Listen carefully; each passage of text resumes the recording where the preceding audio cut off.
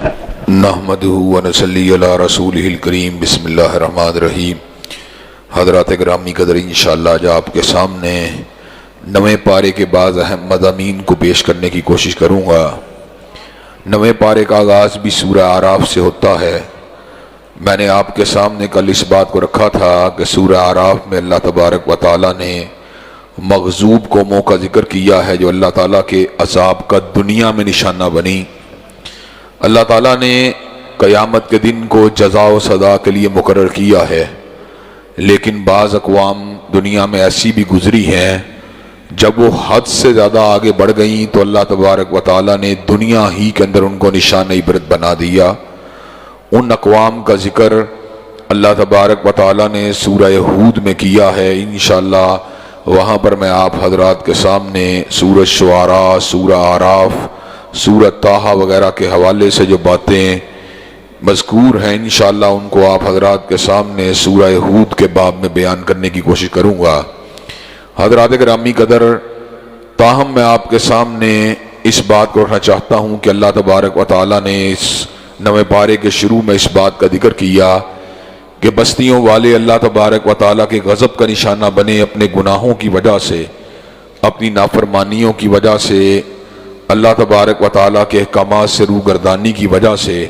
اللہ تبارک و تعالیٰ ارشاد فرماتے ہیں وَلَوْ أَنَّ أَهْلَ الْقُرَىٰ آمَنُوا وَاتَّقَوْا لَفَتَحْنَا عَلَيْهِمْ بَرَكَاتٍ مِّنَ السَّمَاءِ وَالْأَرْضِ۔ اگر یہی بستیوں کے لوگ جو میری طرف سے چنگھاڑ کا نشانہ بنے، طوفان کا نشانہ بنے، پتھروں کا نشانہ بنے، آندھیوں کا نشانہ بنے، اگر تقوی والی زندگی کو اختیار کر لیتے ایمان کے بعد تو میں ان کے لیے آسمان سے برکتوں کے دروازوں کو کھول دیتا، زمین سے بھی ان کے لیے برکات کے دروازے کھل جاتے، آسمان سے بھی ان کے لیے برکات کے دروازے کھل جاتے۔ حضرات گرامی قدر، یہاں سے یہ بات واضح ہوتی ہے کہ اس زمین کے اوپر رہتے ہوئے جس قسم کے اعمال انسان کرتا ہے اسی قسم کا معاملہ اللہ تبارک و تعالیٰ اس کے ساتھ فرما دیتے ہیں۔ قرآن مجید کی ایک بڑی مشہور آیت ہے ذَلِكَ بِأَنَّ اللَّهَ لم یکو مغیرا نعمتا انعمها علی قوم حتی یغیروا ما بانفسہم۔ اللہ تعالیٰ کسی قوم کی نعمت کو اس وقت تک ان سے نہیں چھینتا جب تک وہ اپنے اعمال کے ذریعے اپنے آپ کو اللہ تبارک و تعالیٰ کی عقوبت کے سطح کے اوپر نہیں لے آتے۔ اللہ تعالیٰ کی ناراضگی کی وجہ سے نعمتیں چھین جاتی ہیں، اللہ تعالیٰ رزق کو چھین کر بھوک کو مسلط کر دیتے ہیں، امن اور اطمینان کو چھین کر خوف کو مسلط کر دیتے ہیں۔ ایسا کیوں ہوتا ہے؟ یہ انسانوں کے اپنے نامہ اعمال کی سیاہی کی وجہ سے ہوتا ہے۔ حضرات گرامی قدر، ان مغضوب اقوام کے بعد اللہ تبارک و تعالیٰ نے اس صورت میں حضرت موسیٰ علیہ السلام کے واقعے کو بڑی تفصیل کے ساتھ ذکر کیا ہے۔ وہ کچھ تفاصیل میں آپ حضرات کے گوش گزار کرنا چاہتا ہوں کہ حضرت موسیٰ علیہ السلام جس وقت فرعون کے پاس آئے مدین سے واپسی کے اوپر تو آپ کو اللہ تبارک و تعالیٰ نے نبوت عطا فرما دی تھی۔ اللہ نے آپ کو ایک ایسا عصا دیا تھا، ایسی چھڑی دی تھی کہ جس وقت آپ زمین کے اوپر ڈالتے وہ بہت بڑا اژدہا بن جاتی۔ چھڑی تو موسیٰ علیہ السلام کی تھی لیکن اس میں اعجاز اللہ تعالیٰ نے پیدا کر دیا تھا۔ اللہ نے موسیٰ علیہ السلام سے کوہ طور پہ پوچھا تھا وَمَا تِلْكَ بِيَمِينِكَ يَا موسیٰ، اے موسیٰ یہ تیرے دائیں ہاتھ میں کیا ہے؟ تو موسیٰ علیہ السلام نے فرمایا تھا، عرض کی تھی ہی عصایا اتوکؤ علیہا واہش بہا علی غنمی ولی فیہا معارب اخری۔ اللہ تبارک و تعالیٰ میں اس کے اوپر ٹیک بھی لگاتا ہوں، اس کے ذریعے پتے بھی جھاڑتا ہوں، اس کے ذریعے اپنے جانوروں کو بھی چراتا ہوں اور بہت سے کام اس چھڑی کے ذریعے لیتا ہوں۔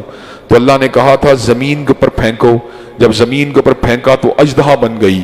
حضرت موسیٰ علیہ السلام بتقاضۂ بشریت خود بھی خوفزدہ ہو گئے تھے، تو اللہ نے کہا تھا خذھا ولا تخف سنعیدھا سیرتھا الاولی، موسیٰ گھبرانے کی ضرورت نہیں، اس کو پکڑو یہ دوبارہ عصا بن جائے گا۔ حضرات گرامی قدر، اسی طرح اللہ تعالیٰ نے سیدنا موسیٰ علیہ السلام کو کہا کہ اب اپنے ہاتھ کو اپنی بغل کے نیچے ڈالیے، جب آپ باہر نکالیں گے تو یہ بالکل چمکدار ہاتھ بن جائے گا۔ یہ اللہ تعالیٰ کی بہت بڑی نشانیاں تھیں۔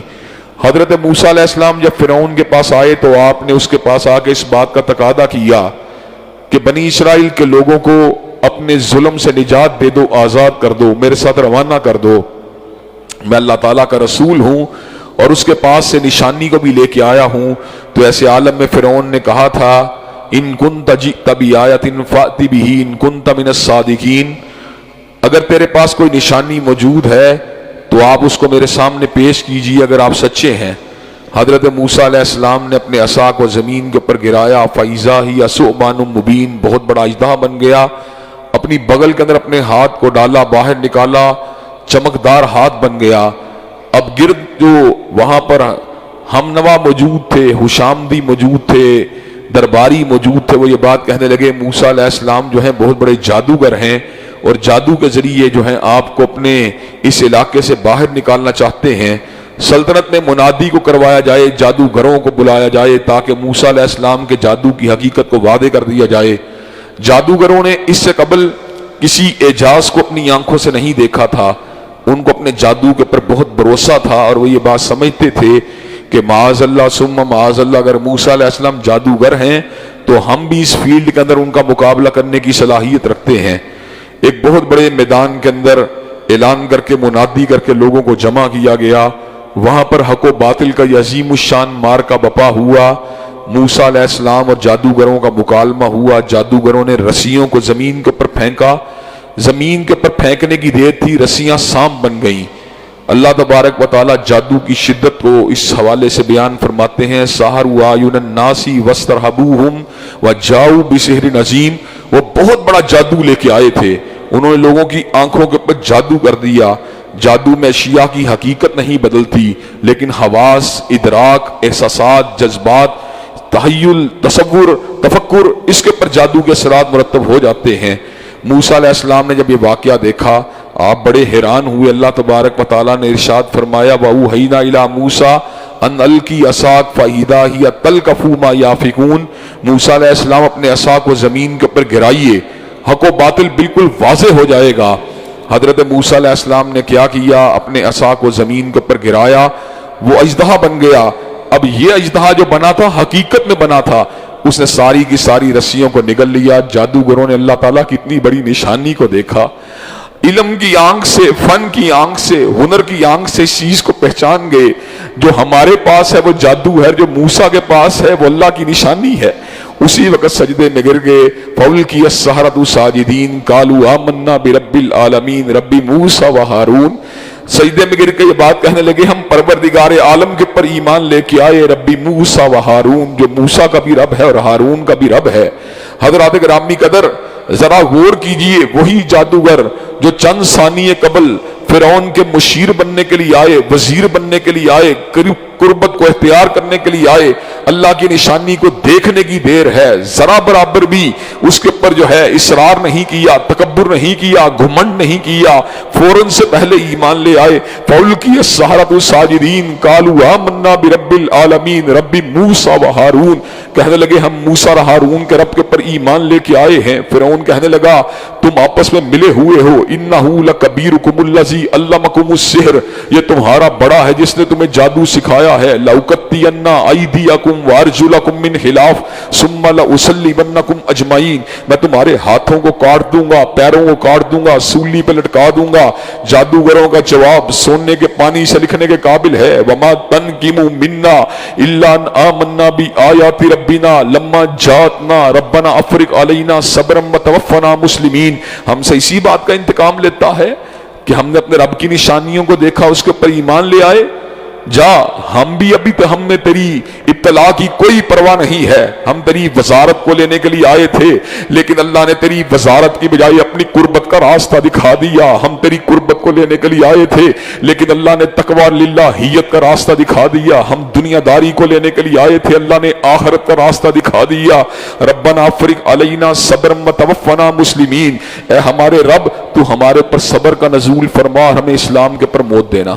حضرات گرامی قدر، صحابہ کرام رضوان اللہ علیہم اجمعین کا ایمان جس طرح باکمال ہے، بے مثال ہے، اسی طرح اللہ تعالیٰ نے قرآن مجید میں جادوگروں کا ذکر بھی جگہ جگہ پہ کیا ہے، اس لیے کہ انہوں نے ایمان کی ایک جھلک حقیقت دیکھنے کے بعد ایمان کو اپنے سینے کے ساتھ لگا لیا، اپنے دل کی دھڑکن بنا لیا، اپنی نظر کا نور ٹھہرا لیا، اللہ کی معرفت کو حاصل کیا، اس کی کبریائی کے استحضار کو حاصل کیا، ایمان کے اوپر جم گئے، ڈٹ گئے، دنیا کی نمود و نمائش کو، دنیا کی ہیبت و حشمت کو، دنیا کی کر و فر کو، دنیا کے جاہ و جلال کو، دنیا کے عہدہ منصب کو اپنی پاؤں کی ٹھوکر پہ اڑا دیا۔ اس بات کو ثابت کر دیا مومن و مسلمان کی نگاہ اگر ہوتی ہے نہ دنیا کے وقار پہ ہوتی ہے، نہ دنیا کی ہیبت و حشمت پہ ہوتی ہے، نہ دنیا کے جاہ و جلال پہ ہوتی ہے، نہ دنیا کے عروج و کمال پہ ہوتی ہے۔ مومن کی نگاہ اگر ہوتی ہے اللہ عز و جل کی رضا پہ ہوتی ہے، اس کی قربت پہ ہوتی ہے، اس کی خوشنودی پہ ہوتی ہے،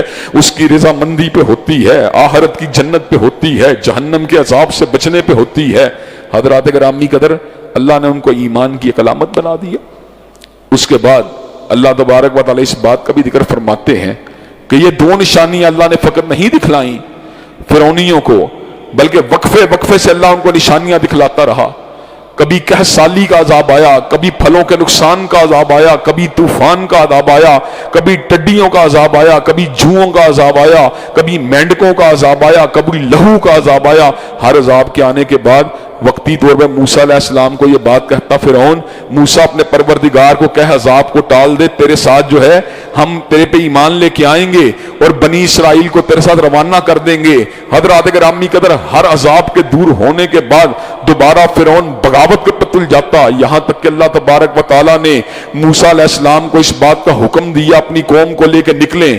وہ قوم کو لے کے نکلے، فرعون نے ان کا تعاقب کیا، اللہ تبارک و تعالیٰ نے راستے میں موجود سمندر کے اندر سے موسیٰ علیہ السلام کو بحفاظت گزروا دیا اپنی بنی اسرائیل کی قوم کے ساتھ، اور فرعون کو پانی کے اندر غوطہ دیا۔ ایسے عالم میں غوطہ دیتے ہوئے، غوطے کو کھاتے ہوئے دیکھ کر اور اپنے آپ کو ڈوبتے ہوئے دیکھ کر فرعون نے الفاظ کہے، آمنت انہ لا الہ الا الذی آمنت بہ بنو اسرائیل وانا من المسلمین، میں بھی اس رب کے اوپر ایمان لے کے آتا ہوں جس کے اوپر بنی اسرائیل کا ایمان ہے، بے شک وہی سچا پروردگار ہے۔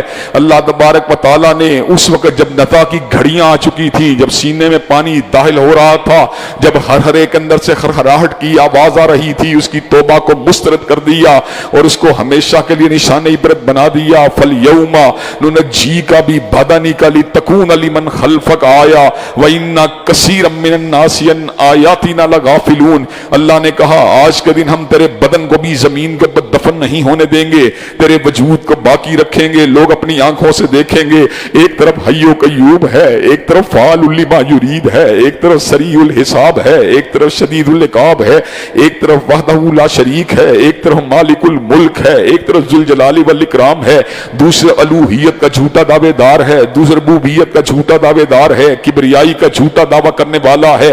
اللہ نے اس کی لاش کو زمین کے اوپر دفن نہیں ہونے دیا بلکہ لوگوں کے لیے نشان عبرت بنا دیا۔ دیکھو جو اپنے آپ کو اللہ کے سوا رب کہتا ہے اس کا انجام کیا ہوا۔ وَمَن يَقُلْ مِنْهُمْ إِنِّي إِلَٰهٌ مِّن دُونِهِ فَذَٰلِكَ نَجْزِيهِ جَهَنَّمَ وَكَذَٰلِكَ نَجْزِي الظَّالِمِينَ، جو بھی اللہ کے سوا اپنے آپ کو الہ کہے گا اللہ تبارک و تعالیٰ اس کو جہنم کا ایندھن بنا دیں گے، اس کو جہنم اس کا ٹھکانہ بن جائے گا۔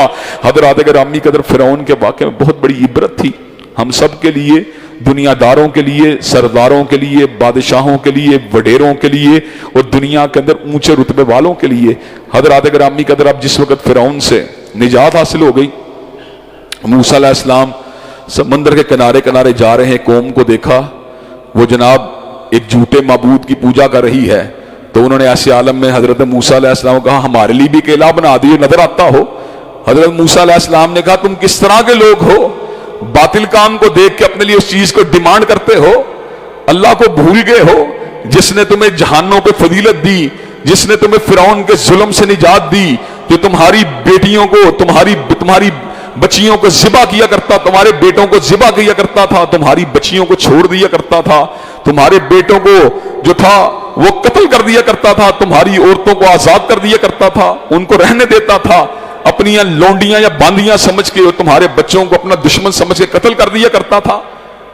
حضرات گرامی کا صورت میں اللہ نے اس بات کا بھی ذکر کیا کہ موسیٰ علیہ السلام کو اس واقعے کے بعد جس وقت اللہ تعالیٰ نے فرعون سے بنی اسرائیل کو نجات دے دی تو توریت کو دینے کا فیصلہ فرمایا۔ موسیٰ علیہ السلام حضرت ہارون کو یہ بات کہہ کے نکلے میں اللہ تعالیٰ سے ملاقات کے لیے جا رہا ہوں، آپ نے میرے پیچھے سے جو ہے میری قوم کے لوگوں کا خیال کرنا ہے۔ حضرات گرامی قدر کوہ طور کے پر وعدہ تو اللہ نے 30 دن کا کیا تھا، لیکن 10 راتوں کے لیے اللہ نے وعدے کو بڑھا دیا۔ سیدنا موسیٰ کو یہ راز حاصل ہوا کہ حسن حقیقی کو تو نہیں دیکھا، لیکن اس کے کلام کو سنا، اس کی آواز کو سنا، اس کی جلالت والے کلام کو سنا۔ حضرات گرامی قدر 40 دن تک اس سے کلام فرمانے کے دوران اللہ کی محبت نے موسیٰ علیہ السلام کے دل میں جوش مارا۔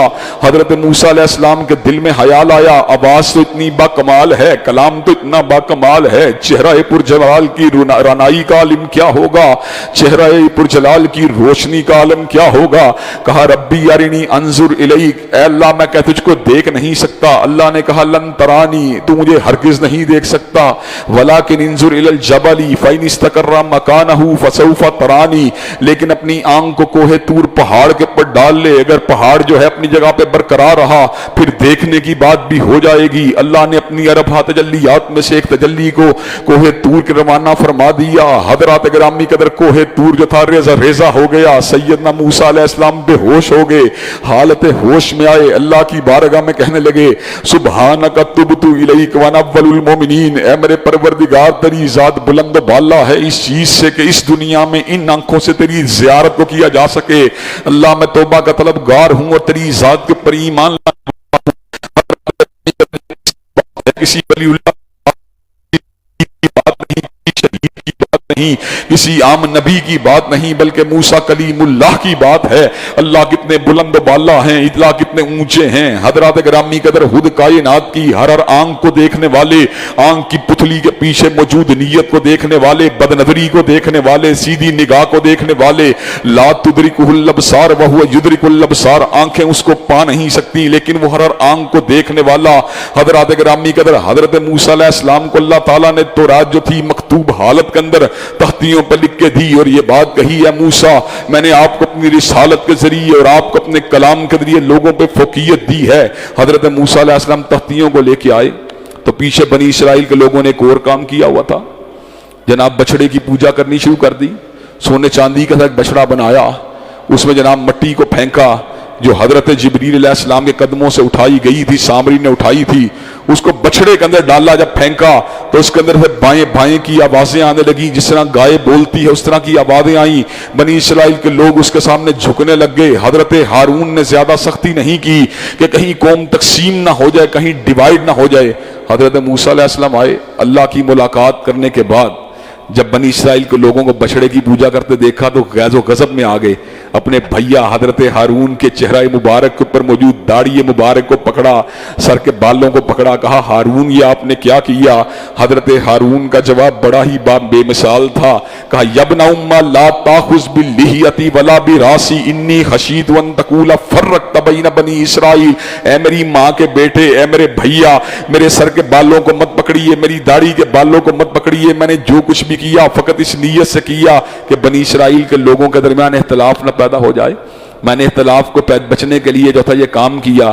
ایسے عالم میں حضرت موسیٰ علیہ السلام نے اللہ سے دعا مانگی، اللہ تعالیٰ مجھے اور میرے بھائی کے اوپر جو تھا اپنی مغفرت کا نزول فرما دے اور اپنی رحمت سے جو ہمیں اپنی رحمت کے اندر داخل فرما لے۔ اور اللہ نے اس بات کا بھی اعلان فرما دیا ان الذین اتخذوا العجل سینالهم غضب من ربهم وذلۃ فی الحیاۃ الدنیا وکذالک نجزی المفترین۔ اللہ تبارک و تعالیٰ فرماتے ہیں جن لوگوں نے بچڑے کو اپنا معبود بنا لیا، سینالهم غضب من ربهم وذلۃ فی الحیاۃ الدنیا، دنیا کے اندر وہ اللہ تعالیٰ کے غضب کا نشانہ بنے۔ اللہ تبارک و تعالیٰ سے فرماتے ہیں اور اللہ تبارک و تعالیٰ فرماتے ہیں وَكَذَلِكَ نَجْزِي الْمُفْتَرِينَ، اور ہم نے اسی طرح کا انجام رکھا ہے ہر جھوٹ بولنے والے کے لیے۔ سَيَنَالُهُمْ غَضَبٌ مِّن رَّبِّهِمْ وَذِلَّةٌ فِي الْحَيَاةِ الدُّنْيَا، اللہ تعالیٰ کے غضب کا بھی نشانہ بنے، دنیا کی ذلت اور رسوائی کا بھی نشانہ بنے۔ وَكَذَلِكَ نَجْزِي الْمُفْتَرِينَ، اور ہر جھوٹے کا انجام یہی ہوگا۔ حضرات گرامی قدر اللہ تعالیٰ کو چھوڑ کے جو غیر اللہ کو پوچھتا ہے اس کو عزت نہیں مل سکتی۔ عزت کہاں پہ ملے گی؟ اللہ تبارک و تعالیٰ کے آستانے کے اوپر جھکنے کے بعد ہی انسان کو عزت مل سکتی ہے۔ حضرت علامہ اقبال نے اس لیے کہا تھا پانی پانی کر گئی مجھ کو کلندر کی یہ بات، تو جھکا جب غیر کے آگے نہ تن تیرا نہ من۔ حضرات گرامی قدر اس صورت میں اللہ نے اس بات کا بھی ذکر کیا کہ حضرت رسول اللہ صلی اللہ علیہ وسلم کائنات کی اتنی عظیم الشان ہستی ہیں کہ یجدونہ مکتوبا عندہم فی التوراۃ والانجیل، آپ کا ذکر اللہ تعالیٰ نے توریت کے اندر بھی لکھ دیا تھا، انجیل کے اندر بھی لکھ دیا تھا۔ حضرات گرامی قدر، مجھے کافی عرصہ قبل توریت اور انجیل کا مطالعہ کرنے کا موقع ملا، اگرچہ تحریف ہو چکی ہے، اگرچہ تبدیلیاں آ چکی ہیں، لیکن آج بھی حضرت رسول اللہ صلی اللہ علیہ وسلم کی علامات اس کے اندر بڑی وضاحت کے ساتھ موجود ہیں۔ ایک دو باتیں آپ حضرات کے گوش گزار کرتا ہوں۔ حضرات گرامی کا توریت میں آج بھی یہ عبارت موجود ہے، خداوند سینہ سے آیا، شعیر پہ چمکا، کوہ فاران پہ طلوع ہوا، وہ 10,000 قدوسیوں کے ساتھ آیا، اس کے دانے ہاتھ میں آتشی شریعت تھی۔ اللہ تعالیٰ کے وحی کے نزول کی بات ہے۔ سینہ کون سی جگہ ہے، شعیر کون سی جگہ ہے، اسی طرح کوہ فاران کون سی جگہ ہے۔ سینہ وہ مقام ہے جہاں پہ موسیٰ علیہ السلام پہ اللہ نے وحی کا نزول فرما دیا، شعیر وہ مقام ہے جہاں پر حضرت عیسیٰ علیہ السلام کے پر اللہ تعالیٰ نے وحی کا نزول فرما دیا، فاران وہ مقام ہے جہاں پر اللہ تعالیٰ نے حضرت رسول اللہ پہ وحی کا نزول فرما دیا، والتین والزیتون والطور سینین۔ حضرات گرامی قدر، ان تین آیات کے اندر بھی اسی بات کا ذکر کیا گیا، والتین والزیتون والطور سینین وہذا البلد الامین۔ اللہ تبارک و تعالیٰ طور سینا کا ذکر کرتے ہیں جہاں پر حضرت موسیٰ علیہ السلام پہ وحی کا نزول ہوا، انجیر والی زمین کا، زیتون والی زمین کا ذکر کرتے ہیں جہاں پر حضرت عیسیٰ علیہ السلام پہ وحی کا نزول ہوا، اور بلدہ امین کا ذکر فرماتے ہیں جہاں پہ حضرت رسول اللہ پہ وحی کا نزول ہوا۔ جب مکہ فتح ہوا، حضرت رسول اللہ 10,000 قدوسیوں کے ساتھ آئے، آپ کے دانے ہاتھ میں آتشی شریعت تھی، جہادی شریعت کو لے کے آئے۔ اور دوسرا مفہوم یہ ہے، حضرت رسول اللہ ایسی شریعت کو لے کے آئے، لیلھا کنہاریھا، جس کی راتیں بھی صبح کی طرح روشن ہیں، جس میں ہر چیز کو انسانوں کی بلائی کے لیے واضح کر دیا گیا۔ مکہ کی فتح میں 10,000 صحابہ نے حصہ لیا۔ توریت تو ان کو مقدس مانتی ہے، لیکن اپنے آپ کو مسلمان کہلوانے والا ان کے ایمان کے اندر شک و شبے کا شکار ہے۔ حضرات گرامی قدر، یہ کس طرح کی بات ہے؟ اور دوسرے مقام کے پر بھی غور کر لیجئے، حضرت عیسیٰ نے انجیل یوحنا کے اندر آج بھی یہ بات موجود ہے۔ حضرت عیسیٰ نے کہا تھا، میں دنیا سے چلا جاؤں گا، جب میں دنیا سے چلا جاؤں گا تو اللہ تبارک و تعالیٰ تمہیں ایک اور فار کلید عطا فرمائے گا۔ فار کلید کا مطلب کیا ہے؟ جو لوگوں کو تسلی دینے والا ہو، جو لوگوں کو بشارت دینے والا ہو، جو لوگوں کو دلاسا دینے والا ہو۔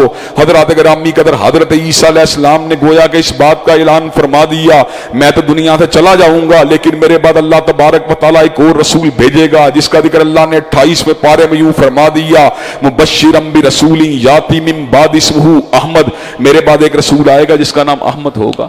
حضرات گرامی قدر، سورت میں اللہ نے اس بات کا بھی ذکر کیا، قل یا ایھا الناس انی رسول اللہ الیکم جمیعا، کہ حضرت رسول اللہ ایک اشرے، ایک کرن، ایک صدی، 5 صدیوں، 1000 برس کے رسول بن کے نہیں آئے، بلکہ اللہ تعالیٰ نے ان کو رہتی دنیا تک کے لیے امام کائنات بنا دیا تھا۔ حضرات گرامی قدر، اس صورت میں اللہ نے اس بات کا بھی ذکر کیا، وَلِلَّهِ الْأَسْمَاءُ الْحُسْنَى فَادْعُوهُ بِهَا، کہ اللہ کے بڑے بڑے پیارے نام ہیں، ان ناموں کے ساتھ اللہ کو پکارنا چاہیے۔ حضرات گرامی قدر، اللہ کا ہر نام اپنی حیثیت کے اندر بڑا ہی باکمال ہے۔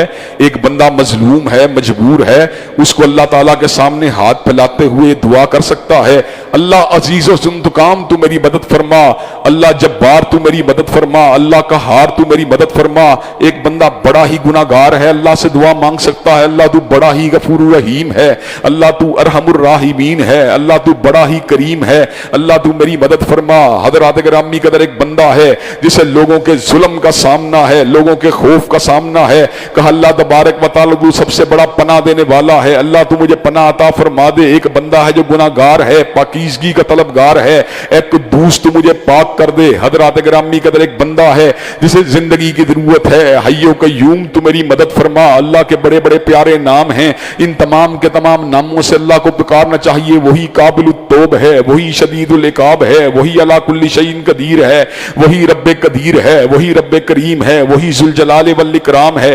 چنانچہ اللہ کے پیارے پیارے ناموں کے ساتھ اللہ کو پکارنا چاہیے۔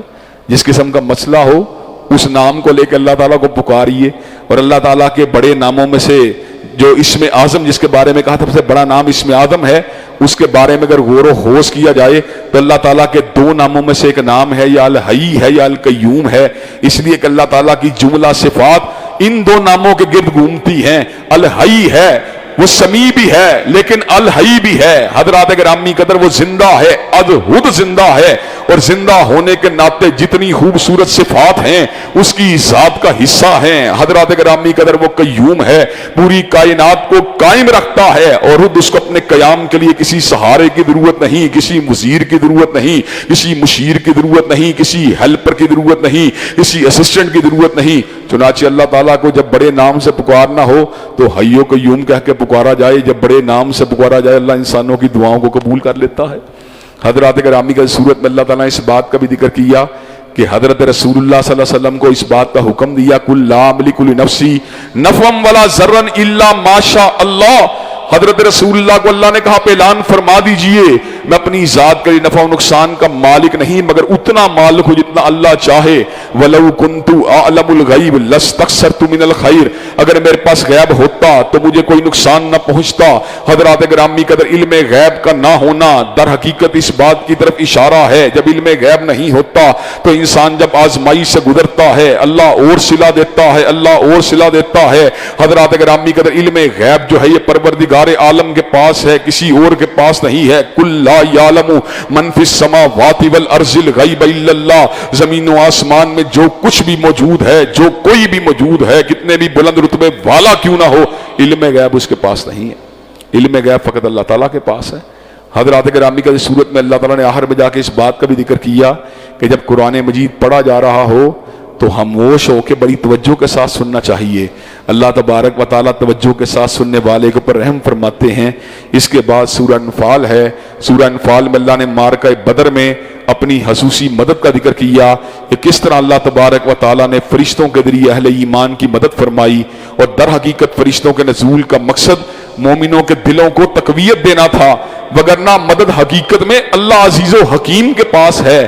حضرات گرامی کا اس صورت میں اللہ نے اس بات کا بھی ذکر کیا کہ ابو جہل نے کعبۃ اللہ کے غلاف کو پکڑ کے یہ دعا مانگی تھی, اے اللہ اگر محمد علیہ السلام کے پاس آنے والی چیز حق ہے فامطر علینا حجارۃ من السماء وائتنا بعذاب الیم, تو اللہ تعالیٰ ہمارے اوپر آسمان سے پتھروں کی بارش کر دے یا ہمیں عذاب علیم دے دے. ہدایت کی دعا نہیں مانگی, عصبیت کی انتہا ہے اور ضد کی انتہا ہے. حضرات گرامی کا صورت میں اللہ نے اس بات کا بھی ذکر کیا جب مومن و مسلمان متقی بن جاتا ہے ان تتقوا اللہ یجعل لکم فرقانا, تو اللہ تعالیٰ اس کے لیے سوچ سمجھ اور بصیرت والے تمام دروازے کھول دیتا ہے, اس کو حکمت عطا فرما دیتا ہے جس سے اس حکمت کے ذریعے اس میں جھوٹ سچ کی تفریق کرنے کی صلاحیت پیدا ہو جاتی ہے, حلال و حرام کا امتیاز کرنے کی اس کے اندر صلاحیت پیدا ہو جاتی ہے, دو دلائل کے درمیان سے اصلی دلیل کو پکڑنے کی اس میں صلاحیت پیدا ہو جاتی ہے. حضرات گرامی قدر اس بات کا بھی اللہ نے قرآن مجید میں ذکر کیا کہ کفار نے حضرت رسول اللہ کے خلاف پلاننگ کی تھی. کس چیز کی پلاننگ کی تھی؟ یا ان کو شہید کر دیا جائے, یا ان کو قید کر دیا جائے, یا ان کو جلا وطن کر دیا جائے. لیکن اللہ تعالیٰ نے ان کی تمام تدابیر کو خاک میں ملا کر اپنے پیغمبر کو کامیابی و کامرانی سے مکہ مکرمہ سے نکال کر مدینہ طیبہ کے اندر پہنچا دیا. حضرات گرامی کی صورت میں اللہ تعالیٰ نے اس بات کا بھی ذکر کیا جب اللہ کی پکار کو سنو, جب حضرت رسول اللہ کی پکار کو سنو اس کا جواب دیا کرو, اس لیے کہ اللہ رسول کی پکار تمہیں زندہ کرتی ہے. حضرات گرامی قدر آج ڈپریشن کا دور ہے, لوگ مایوس ہیں, زندگی کے طلبگار ہیں, حیات روحانی کے طلبگار ہیں, حیات نفسانی کے طلبگار ہیں. یہ حیات کہاں سے ملے گی؟ رب کعبہ کی قسم ہے یہ آب حیات اگر ملے گا یا رب کے قرآن سے ملے گا یا کالی کملی والے کے فرمان سے ملے گا, اور کہیں سے نہیں مل سکتا. اور حضرات آخری ایک دو اہم نکات جو آپ حضرات کے سامنے گوش گزار کے اپنی بات کو ختم کروں گا. اللہ تبارک و تعالیٰ اس صورت میں اس بات کا بھی ذکر کرتے ہیں کہ جس وقت مسلمانوں کا مقابلہ لشکر کفار سے ہو تو ان کی طرف پیٹھ نہیں کرنی چاہیے.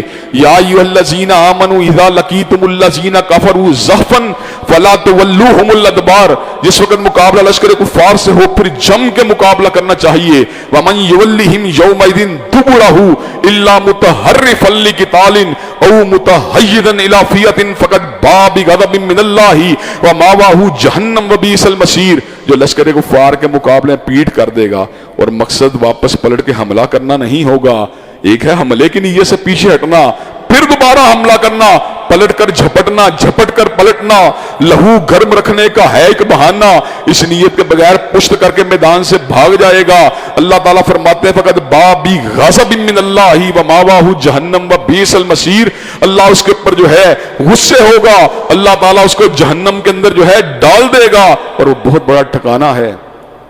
लेकिन हजरत रसूलुल्लाह ने बड़ी जबरदस्त बात फरमाई, कहा मैदान जंग से भागने वाला भी अगर अल्लाह की बारगाह में आके अल्फाज कहे अस्तगफिरुल्लाह अल्लज़ी ला इलाहा इल्ला हुवल हय्युल क़य्यूम व अतूबु इलैहि, अल्लाह उसकी भी खताओं को माफ कर देगा। हज़रात गिरामी का सूरत में आखिर में जो अहम मजमून है वो ये है, अल्लाह ताला फरमाते हैं जिस मुकाम पे हज़रत रसूलुल्लाह मौजूद हों अल्लाह वहाँ पे अजाब नहीं देते, और जिस कौम के लोग इस्तिग़फ़ार करने वाले हों अल्लाह वहाँ पर भी अजाब का नज़ूल नहीं फरमाते। हज़रत रसूलुल्लाह आज दुनिया के अंदर जलवागर नहीं है, हज़रात गिरामी के अंदर आपकी हयात दुनियावी जो है वो हयात बरज़खी के अंदर तब्दील हो चुकी है। हज़रात गिरामी के अंदर इस वक्त हमारे पास एक ही हथियार है, हम बड़े ही गुनाहगार हैं, हम बड़े ही खताकार हैं, हम बड़े ही सियाकार हैं, हमने हर जिंदगी के लम्हे लम्हे के अंदर अल्लाह की जो है नाफरमानियां की हैं। अब एक ही हल है, या इबादी अल्लज़ीना असरफू अला अनफुसिहिम ला तक़नतू मिर रहमतिल्लाह इन्नल्लाह यग़फ़िरुज़्ज़ुनूब जमीआ, हाँ जुल्म कितना भी बड़ा क्यों ना हो अल्लाह गफूरुर रहीम है, अल्लाह की बारगाह में आके माफी मांगो, अल्लाह सारी अताओं को माफ कर देगा। हज़रात गिरामी रमज़ान के महीने में करने वाले कामों में से एक काम ये भी है कि कसरत से अल्लाह ताला से अपने गुनाहों की माफ़ी मांगी जाए। अल्लाह तबारक व तआला हम सबको कुरान मजीद को समझने, उसके मज़ामीन को अपने दिल में जगह देने और उनके पर अमल पैरा होने की तौफीक दे। व आखिरु दावाना अल्हम्दुलिल्लाहि रब्बिल आलमीन, अल्हम्दुलिल्लाहि रब्बिल आलमीन, अर्रहमानिर रहीम, मालिकि यौमिद्दीन, इय्याका नअबुदु व इय्याका नस्तईन, इहदिनस सिरातल मुस्तक़ीम, सिरातल लज़ीना अनअमता अलैहिम गैरिल मग़ज़ूबि अलैहिम वलज़्ज़ालीन, आमीन। अलिफ लाम मीम, अल्लाहु ला इलाहा इल्ला हुवल हय्युल क़य्यूम व इलाहुकुम इलाहुन वाहिद ला इलाहा इल्ला हुवल रहमानिर रहीम। अल्लाहुम्मा सल्लि अला मुहम्मदिन व अला आलि मुहम्मदिन कमा सल्लैता अला इब्राहीम व अला आलि इब्राहीम इन्नका हमीदुम मजीद। अल्लाहुम्मा बारिक अला मुहम्मदिन व अला आलि मुहम्मदिन कमा बारकता अला इब्राहीम व अला आलि इब्राहीम इन्नका हमीदुम मजीद। ऐ अल्लाह हम सब के गुनाहों को मुआफ़ फरमा, ऐ अल्लाह हम सब की तकलीफ़ों को रफ़ा फरमा, ऐ अल्लाह हम सब की बेचैनियों बेकरारियों को दूर फरमा, ऐ अल्लाह हम सब के घरों में अमन सुकून और राहतों का नज़ूल फरमा। ऐ अल्लाह जितनी तकलीफ़ें आ चुकी हैं उन पर सब्र करने वाला बना। ऐ अल्लाह आइंदा आने वाली ज़िंदगी में हर तकलीफ़ से हर आजमाई से हम सबको महफूज व मामून फरमा। ऐ अल्लाह दीन दुनिया की आला तरीन कामयाबियों का बरानी समकिनार फरमा। अल्लाह दुनिया व आखिरत की ज़िल्लत और रुसवाइयों से महफूज व मामून फरमा। ऐ अल्लाह रमज़ान की रातों के क़याम को कबूल मंजूर फरमा। अल्लाह रमज़ान के रोज़ों को कबूल मंजूर फरमा। अल्लाह हम सब की रूहानी बीमारियों को दूर फरमा, जिस्मानी बीमारियों को दूर फरमा, नफ्सियाती आर्ज़े दूर फरमा। अल्लाह शैतानी आर्ज़े दूर फरमा। अल्लाह नज़र बद जादू शैतानी टूनों के असरात दूर फरमा। अल्लाह अपनी तरफ से आफियत अता फरमा। अल्लाह अपनी जनाब में पनाह अता फरमा। अल्लाह आपके सिवा कोई मददगार नहीं, कोई अल्लाह मुश्किल कुशा नहीं, कोई हाजत रवा नहीं। अल्लाह तमाम जायज़ हाजात को कबूल मंजूर फरमा। अल्लाह तमाम मुश्किलात को दूर फरमा। अल्लाह अपनी जनाब से हम सबको पनाह अता फरमा। अल्लाह अपने फज़ल व करम से रिज़्क़ हलाल फर्राह नसीब फरमा। अल्लाह इस्लाम वाली ज़िंदगी, ईमान वाली मौत नसीब फरमा। अल्लाह सआदत वाली ज़िंदगी, शहादत वाली मौत नसीब फरमा। अल्लाह इज़्ज़त वाली ज़िंदगी, सरफराजी वाली मौत नसीब फरमा। अल्लाह कब्र व हशर की हर मंजिल को हम सब के लिए आसान बना। अल्लाह अपने फज़ल करम से नफ्सियाती आर्ज़े रूहों की तन्हाइयाँ, रूहों की उदासियाँ, दिल के गम को दूर फरमा। अल्लाह तवानाई और फरहत वाली ज़िंदगी नसीब फरमा। हम सब के घरों में अमन सुकून और राहतों का नज़ूल फरमा। अल्लाह जितने लोग तौहीद पे फोत हुए उनकी बाकी हताओं को मुआफ़ फरमा।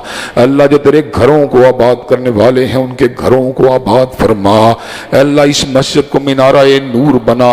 अल्लाह हम सबको मस्जिदों को आबाद करने वाला बना।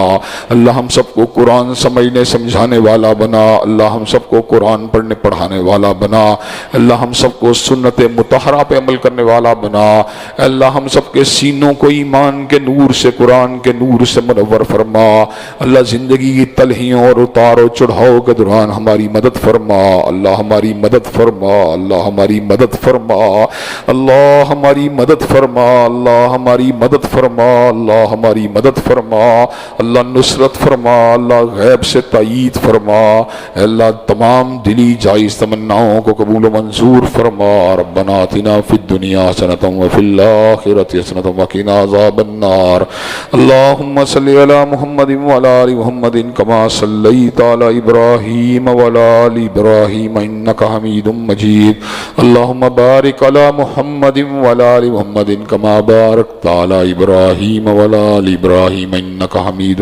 مجید، سبحان ربک رب العزۃ عما یصفون والسلام علی المرسلین